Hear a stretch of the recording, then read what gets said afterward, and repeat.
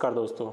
आज बात करनी है हमको आईएएस रानीनगर, जिन्होंने अभी कुछ दिन पहले ही आईएएस पोस्ट से रिजाइन किया है। इसके बारे में आज पूरी चर्चा करेंगे। आखिरकार क्या मामला था और इन्हें इतनी अच्छी पोस्ट से रिजाइन क्यों करना पड़ा, और भारतीय हमारा सामाजिक और प्रशासनिक सिस्टम में कैसी क्या खामियां हैं जो कि पिछले कुछ दिनों से, पिछले कुछ सालों से जो आईएएस ऑफिसर हैं या आईपीएस ऑफिसर हैं, ऐसी जो बड़ी पोस्टें हैं उनके साथ उन पोस्टों पर भी महिलाएं आखिर सुरक्षित क्यों नहीं हैं, अर्थात या फिर ये अगर ये गलत इल्ज़ाम लगाती हैं तो इनके ऊपर कार्रवाई की जाए, अगर ये सही इल्ज़ाम लगाती हैं तो जिसके ऊपर लगाए हैं उस पर बड़ी कार्रवाई की जाए। लेकिन ऐसा क्या है, ये बात तो साफ जाहिर है कि कोई भी भारतीय प्रशासनिक सेवा में आने के बाद किसी ऐसे छोटे रीजन से अपना त्यागपत्र नहीं देगा। आज बात करनी है आईएएस ऑफिसर रानीनगर के बारे में। ये चंडीगढ़ में पोस्टिंग थी इनकी और ये हरियाणा सरकार में इन्होंने ऐसा बताते हैं, इन्होंने अपने साथ किए गए दुर्व्यवहार के बारे में बहुत से जो होम मिनिस्ट्री को भी, राष्ट्रपति को भी बहुत से इसको इन्फॉर्म किया। अब बात इनकी 2020 की नहीं, बात इनकी है 2018 से चली आ रही है। इन्होंने 2018 में ही अपने साथ किए गए दुर्व्यवहार के बारे में, अपने साथ किए गए जो इनके साथ जो भी सेक्सुअल हैरेसमेंट इनका हो रहा था उसके बारे में पूरी शिकायत की। यहाँ पर मैं बता दूँ आपको, ऑफिसर आईएएस ऑफिसर रानीनगर के साथ साथ ऐसे और भी कुछ ऑफिसर्स हैं जिन्होंने शिकायत की हमारे जो सिस्टम है, भारतीय सिस्टम है, उसके खिलाफ शिकायत की है। जैसे कि आप देखेंगे, ये एक आईएएस ऑफिसर हैं, ये एमपी कैडर से थी, ठीक है। इन्होंने भी कंप्लेन की थी, इनका नाम था रिजू, ठीक है। इन्होंने भी कंप्लेन की थी, इनका नाम था रिजू। देखिए इनके एक ये है, इसमें आपको दिखाता हूँ, ये देखिए इन्होंने एक ये शिकायत है, इसके बारे में बताया गया है। देखिए ये लिखा हुआ है कि हरियाणा के आईएएस ऑफिसर एसएन रॉय का यौन शोषण उत्पीड़न मामला हरियाणा के राज्यपाल एवं चंडीगढ़ के प्रशासक कप्तान सिंह सोलंकी के दरबार में आया। अर्थात हरियाणा में कुछ साल पहले एक और आईएएस ऑफिसर इनका खिलाफ एक दर्ज किया गया था। पीड़ित क्या था, पीड़ित मामला ये था, देखिए पंचकुला के सेक्टर 20 में निवासी आईएएस अधिकारी एसएन राय पर शादी का सहारा देकर सालों शारीरिक संबंध बनाने का आरोप है। पीड़ित महिला का आरोप है कि इस दौरान 2 बार वो गर्भपात भी करवा चुकी है। उनकी इसके बारे में मतलब ये एक आर्टिकल छपा हुआ था। दूसरा है ये देखिए आप, IAS officer Riju Bafna had taken to Facebook to describe her romantic experience while recording her statement before a judicial magistrate in senior. देखिए यौन उत्पीड़न का मामला, एक आईएएस ऑफिसर कोर्ट के सामने, वहाँ पे जज बैठा हुआ है और उसके सामने कैसे हो जाता है, और कैसे कैसे ये लोग कर भी लेते हैं क्या। अब ये देखा आपने, आप लोग देख चुके हैं। ऐसे ही कुछ और भी प्रोफाइल्स हैं जिनको हम लोग देखे हमने, और इनके बारे में हम लोग बात करेंगे।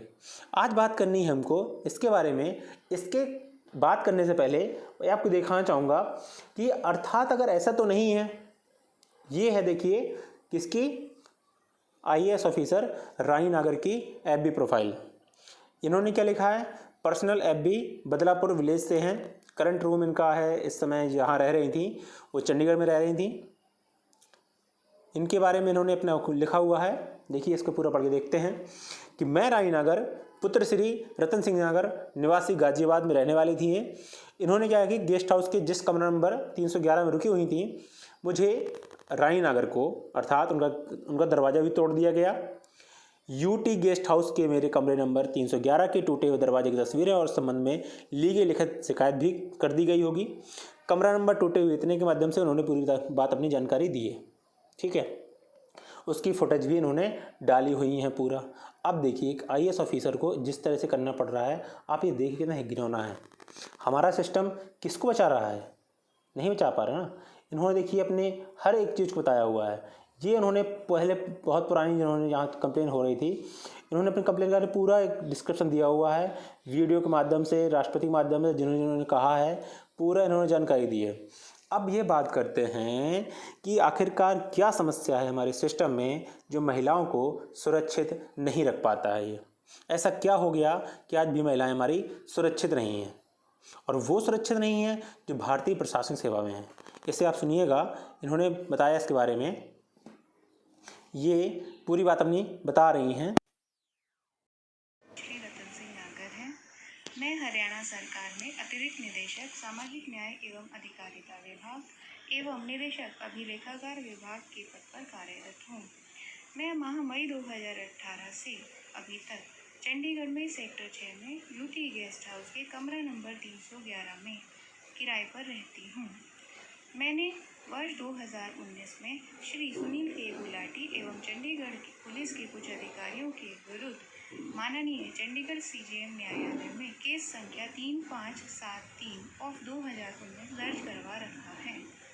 मेरी बहन कुमारी रीमा नागर पुत्री स्वर्गीय श्री रतन सिंह नागर भी दिसंबर माह 2019 से अभी तक मेरे साथ चंडीगढ़ में सेक्टर 6 में यूटी गेस्ट हाउस की कमरा नंबर 311 में रहती हैं।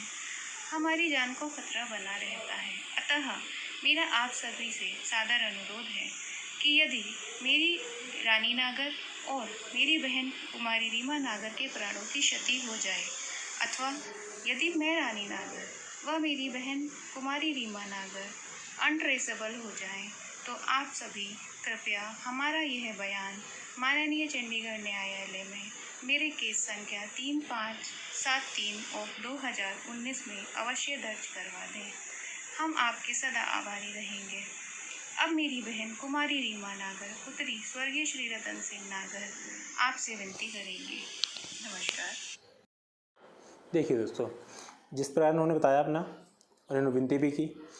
अब ये बात आती है कि आईएएस जैसी पोस्ट में जो इंसान अपनी ज़िंदगी को खपाता है और अपनी आधी लाइफ इसमें लगा देता है, उसके बाद इतनी बड़ी पोस्ट पाता है।